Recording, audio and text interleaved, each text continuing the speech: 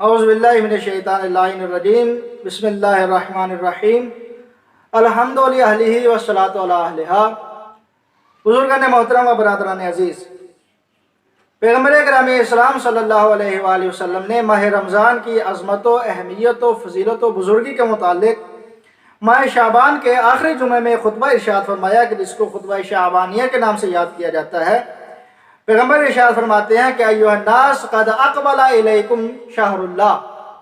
اے لوگوں تحقیق تمہاری طرف جو مہینہ آ رہا ہے یہ کوئی عام مہینہ نہیں ہے، بلکہ یہ وہ مہینہ ہے کہ جس کو اللہ تبارک و تعالیٰ نے اپنا مہینہ قرار دیا ہے۔ یہ اللہ تبارک و تعالیٰ کا مہینہ ہے جو تمہاری طرف آ رہا ہے، اور جو اللہ کا مہینہ تمہاری طرف آ رہا ہے یہ ایسے نہیں آ رہا بالبرکتیں برکتیں لے کر کے آ رہا ہے، والرحمتیں رحمتیں لے کر کے آ رہا ہے، والمغفرتیں، اور اس مہینے میں اللہ تبارک و تعالیٰ نے لوگوں کی مغفرت فرمانی ہے، کثرت سے کثیر تعداد سے لوگوں کی مغفرت فرمانی ہے، لوگوں کے لیے مغفرتیں لے کر کے آ رہا ہے یہ مہینہ۔ یعنی برکتیں بھی اسی مہینے میں نازل ہوتی ہیں، رحمتیں بھی اسی مہینے میں نازل ہوتی ہیں، اور مغفرتیں بھی پروردگار اسی مہینے میں لوگوں کو عطا فرماتا ہے۔ شہرٌ ہوا عند اللہ افضل الشہور، اور یہ جو مہینہ ہے یہ مہینہ اللہ تبارک و تعالیٰ کے نزدیک تمام مہینوں سے افضل ہے۔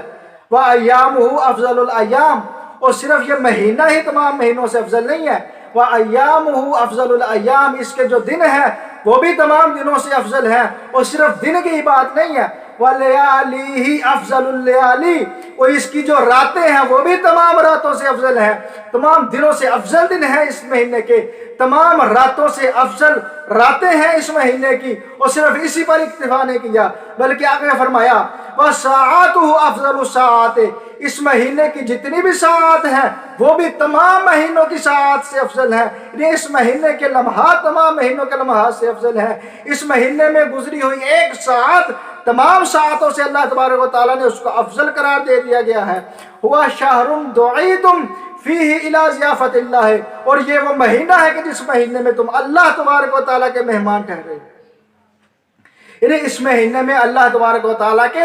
انسان مہمان ٹھہرتا ہے اللہ تبارک و تعالیٰ کا۔ آپ انسان محترم اندازہ لگائیے کہ جب بھی کوئی کسی کی مہمان نوازی کرتا ہے تو میزبان اپنی شخصیت کے اعتبار سے مہمان نوازی کرتا ہے، اپنی پرسنالٹی کے اعتبار سے مہمان نوازی کرتا ہے۔ انسان محترم جب اللہ اس مہینے کا مہمان ہے، مہمان نواز ہے، یعنی اللہ اس مہینے کا انسان محترم جب میزبان ہے، تو پھر آپ اندازہ لگائیے کہ وہ کیسی میزبانی کرے گا، پھر وہ کیسی مہمان نوازی کرے گا۔ تو فرمایا وہ برکتیں بھی نازل کرتا ہے، وہ ایسی میزبانی کرتا ہے کہ برکتیں بھی اسی مہینے میں نازل ہوتی ہیں، رحمتیں بھی اسی مہینے میں نازل ہوتی ہیں، مغفرتیں بھی اسی مہینے میں نازل ہوتی ہیں۔ اس کے دن بھی تمام دنوں سے افضل ہیں، اس کی راتیں بھی تمام راتوں سے افضل ہیں، اس کی ساعات بھی تمام ساعتوں سے افضل ہیں۔ انفاسکم فیہ تسبیح، اور تمہارا سانس اس مہینے میں ایک ایک سانس اللہ تبارک و تعالیٰ کی نظر میں تسبیح شمار ہوتا ہے۔ اللہ تبارک و تعالیٰ کے نزدیک تسبیح، اس کو تسبیح کا درجہ دیا گیا ہے۔ وَنَوْمُكُمْ فِيهِ عِبَادَةٌ، اور اس مہینے میں تمہارا سونا اللہ تبارک و تعالیٰ کے نزدیک عبادت قرار دیا گیا ہے۔ وَعَمَلُكُمْ فِيهِ مَقْبُولٌ، اللہ اکبر،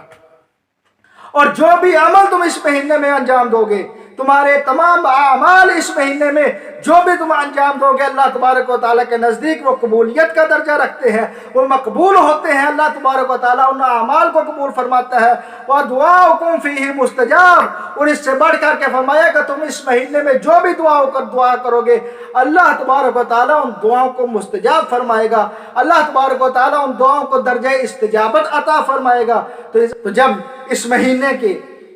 یہ عظمت ہے کہ اس مہینے میں اللہ تبارک و تعالیٰ کی ہوئی دعاؤں کو مستجاب فرماتا ہے، تو پھر دعا ہے پروردگار عالم سے کہ پروردگار بحق چہارتہ معصومین علیہم السلام اس عالم انسانیت کو اس وبا سے محفوظ فرمائے۔